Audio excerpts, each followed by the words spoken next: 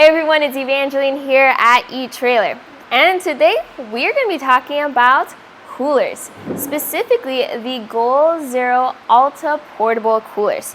They have two versions available for you, the single zone 50 as well as the dual zone 80. If you ever thought, what is it like when an energy company also decides to make coolers? Well, this is how they turn out. We're going to talk about some of their unique features right here at etrailer. Now the display is on the more energy efficient side, so on video it looks like it's flickering a lot, but to the naked eye it's very visible and easy to read. This is what it would look like if you saw it in person. I've been dealing with a lot of different coolers from different brands lately. If you're not familiar with a fridge freezer, well, the main perks for them is that they keep a reliable temperature where they don't fluctuate up and down. You can keep things frozen, important for raw meat and ingredients at the campsite. Also, you don't have to dig through ice and always make sure it's loaded up with ice because it has its own compressors to keep things cool. And a final perk to why people start looking at this is because they see other people have it, and it definitely has a different look compared to your standard cooler. Now what makes the Goal Zero Alta cooler different from the other coolers though is that it is pretty basic. Looks wise and function wise, I wasn't very impressed, but when I looked at the entry level price point and I saw how energy efficient it was, because it is made by Goal Zero, which focuses in energy consumption, that's where it really intrigued me. So it checks off all those different boxes that you would expect from a fridge freezer, but it does it very intentionally. So what boxes are we checking off? Let's start with durability. What this is made of is it has a stainless steel exterior with bumpers along the sides. Other coolers have bumpers. ARB coolers have really heavy duty reinforced bumpers. These are just your basic, load them up, put them around your campsite or in your vehicle and not have to worry too much about the edges. The stainless steel does get really hot really quick when you have your cooler outside. But fortunately, the insulated bag is included with your cooler, which is very unique compared to others. The bag itself does get pretty hot too, but I highly recommend having this on there whenever you have this out on the ground or on your trailer exposed to the sun, because this helps maintain the efficiency of that cooler.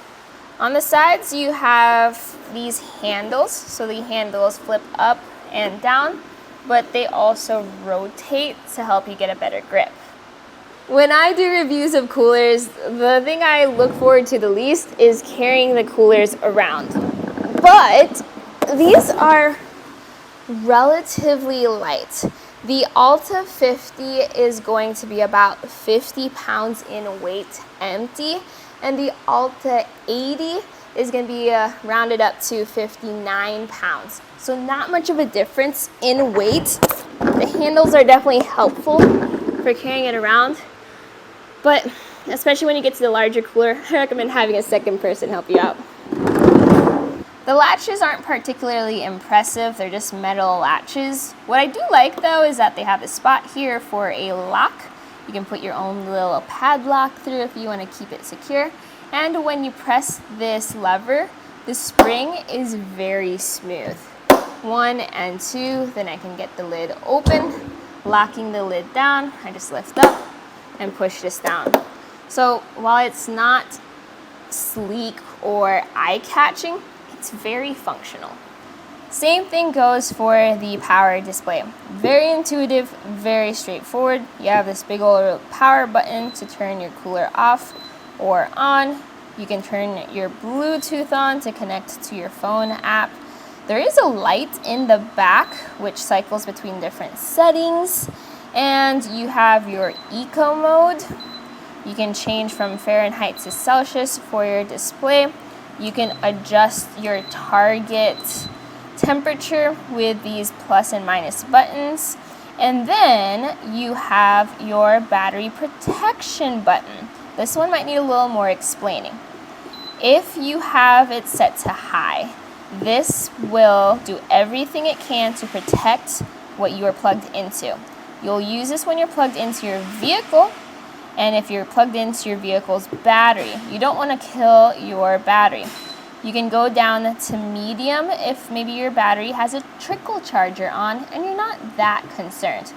If you are connected to a separate power station like I am today, I go ahead and use low. My power station has its own battery protection, so I don't need to use the coolers. I have this hooked up to a power station so I can see the difference in terms of energy this pulls. And there's a stark difference between using your AC or your DC plugs, using eco mode, things like that. We'll talk about that later. Let's go back to the cooler. Opening it back up. When your cooler is cold, you're then able to load things up and keep things cold or even frozen. Now the interior of this is already pretty cold, but then we also have our baskets to help keep things organized and easy to load and unload. We're at about 14 degrees Fahrenheit, and there's already a little bit of frost buildup around the side of the fridge. I'm not too concerned about it. In fact, it feels really nice and cold in here. We have 2 storage areas.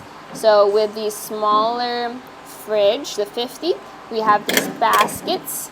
The larger dual zone will have 2 separate spots.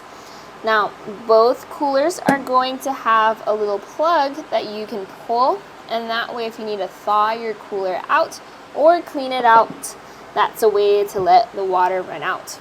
I have the light turned on now as well. You can't really see it because our studio is really lit up, but at the campsite or late at night, if you need to grab something or find something, that little light is going to be very helpful for that. Some tips before traveling is definitely try to pre-cool your cooler before hitting the road. It's a lot easier to maintain than it is to get down to temp. Also, I recommend loading up your cooler into your vehicle or trailer before loading up your food. It's a lot lighter that way. As for capacity, we have some bottles in here now just to give a little look at what you might fit in here. The Alta 50 is going to have a 52.6 liter capacity. That's equivalent to 75 standard size cans. The Alta 80 is going to have a 77.8 liter capacity, which is equivalent to 130 cans. Here outside with the dual zone, that capacity is divided into 2 zones. Now, people sometimes prefer this method of a cooler because then you can keep things cool and you can keep things frozen. You don't have to pick between one or the other. By the way, the dual zone will be pretty much the same as the single zone when it comes to construction and materials and design. What's really just going to happen is you're going to have the same capacity as the single zone on one side. If these baskets and containers look familiar, that's because they're the same. But then you have an additional zone giving you even more capacity.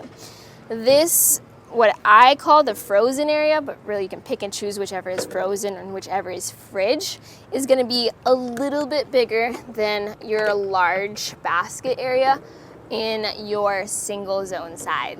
This is technically outdoor rated, but I do have some thoughts on that. The first is that I don't recommend using this outdoors unless you have the included insulator bag around your cooler. The second thing is the cooler is already very, very hot to the touch, so even the bag, which does help with keeping the cooler cool, the bag may also heat up. So if you like to sit around on your cooler during the day, it might get a little toasty. Your cover is custom fit for your fridge. So you're gonna have a combination of zippers as well as hook and loop patches to keep everything fitting well over your fridge. You're also going to have either this see-through material to get access to your display panel or mesh around the areas that need more ventilation. Some other things you're going to get is in the front of your cover, you're going to have pockets. And these pockets are great places to put your plugs and your chargers. I tend to put my smaller power banks or my phone while I'm using the cooler in the other pockets. With the top material just being a shiny gray, it blends very well with, let's say, the truck bed or the camper. Underneath, you're gonna have this reflective material, and that's because it's gonna be your insulation layer. You wanna make sure that it's not conducting heat, since this will be what the cooler is touching. In the cover, you have a very thick insulation material. And while the cooler itself was not impressive when it came to looks of durability, the cover more than makes up for that. So if I was using the Goal Zero Alta, I would keep the covers on pretty much all the time. The well-placed cutouts and mesh pockets make it that I don't really lose any functionality with the cover on, and this just adds more features, more insulation, and more efficiency to the cooler. The one complaint I've heard about the cover is with the dual zone, and that is that if you need to access either of the zones, you have to completely remove or unzip the top cover. A common suggestion I've heard was if only the cover was split down the middle, and that way they can pick one zone or the other to access. But other than that, having a cover that comes along with your cooler when a lot of other brands require that you purchase it separately is a huge selling point for me. On its own, with the cover, I think it matches up in performance with a bunch of other freezers of similar capacity as well as similar temperature ability. The downside to the Goal Zero Alta though is that Goal Zero didn't really make other overlanding accessories with this. For example, no straps to keep things secure or Goal Zero fridge slides. This will work with other accessories. I've seen people with the ARB tie downs that they made work for this fridge, but you're gonna have to double check these specs and measurements of your other accessories to see if you can make them work. But those fridges with their own accessories are usually premium fridges at a premium price. At the beginning of this video, I mentioned that the Goal Zero Alta, when compared with other fridges at that entry-level price, outperforms them in energy efficiency. Well, if you're curious about those numbers, let's go back inside. We'll hook this up and we'll take a look at that. We have our Alta 50 hooked up to a power station so we can look at numbers and watts and amps and things like that. I also have the app pulled up. But long story short is the Alta 50, if you hook up to the Goal Zero Yeti, which is their 500 watt power station, the Alta 50 can last a bit over 3 days, and then the Alta 80 can last a bit over 2 days. But that's going to be in an ideal situation with peak energy efficiency.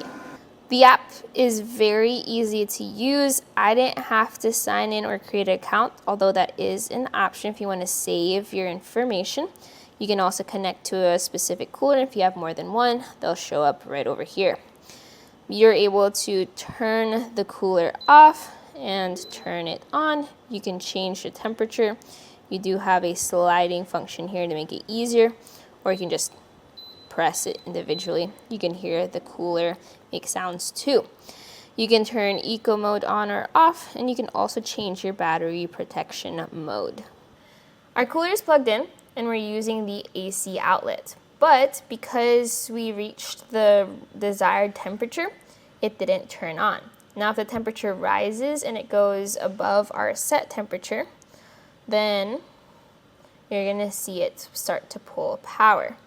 So I have the temperature set to -4, and we're gonna see our fridge turn on. It starts at around 100 watts, and then it continues pulling until it finds a stable spot to stop. We were around the 80 and 70 watt draw, pretty much stabilized there. We're currently in eco mode, so if I click out of eco mode like I did just now, Sometimes when we're at the higher temperatures, we notice a increase in efficiency. When we're pretty close to the desired temperature, there might just be a difference of a couple watts.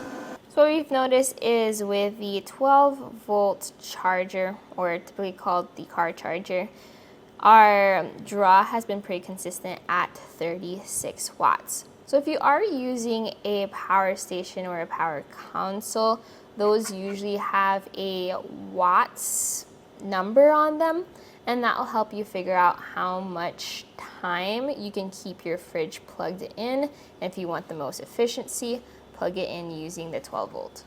If you're into overlanding, or even if you're just a casual weekender, I've really noticed that the trend seems to be going towards getting fridge freezers that are 12 volt compatible. And that's just because there's such an increase in the use of solar panels and power stations. If you want power stations, while the Goal Zero Altas are designed to be used with the Goal Zero power stations, you can also use pretty much any other power console. I also recommend looking into solar panels that could be added into that, because if you get your numbers right, you might be able to get your fridge to run almost indefinitely. Or you could plug it into your vehicle. There's a 12 volt in the back of the truck, and I have a fun surprise there too. If you plug it into your vehicle and you turn the battery protection setting to high, your fridge will stay running even when your vehicle is off, and it will turn itself off before it drains your battery. And we also have a red arc system hooked up to our battery, and that's what we can connect solar panels to. Everything creating a system that keeps our battery charged, but also our fridge and other accessories running. As I've been reviewing these coolers, when I first looked at them and I saw just the simple stainless steel simplistic design, I wasn't very impressed. But after working with these fridge freezers, I realized that every single feature was very intentional. And while these were all outside, people kept stopping and commenting on how nice they looked. And when they realized that the price of the cooler plus the smallest power station is pretty comparative to some of your more premium fridges on their own, even without a cooler cover, they were extra impressed. So that's something worth considering. If you're looking for a fridge that gets the job done and you're not paying extra for stylish features or compatibility with other accessories, this is a great way to go. There are downsides to this cooler though. One example is that it is only available in two sizes, an almost 53 liter capacity or almost 78 liter capacity. If you're looking for more in-betweens, you're not gonna find it. Another thing is that many people, as I help them build out their overlanding rigs, they like to add fridge slides or other accessories that work with their cooler. And Goal Zero is just making fridges and really good power stations. If you want other accessories, you're gonna have to look for more universal or DIY fits that you can use with this cooler. So that will take a little bit of measuring and writing down of numbers to figure out what makes the most sense for you. If you're curious about any of the products that were mentioned or referred to here in this video, you can find them right here on our website. But today, what we saw were the Goal Zero Alta coolers, available as the Alta 50 or the Alta 80 fridge freezer right here at etrailer.com. My name is Evangeline, and I hope you enjoyed the journey.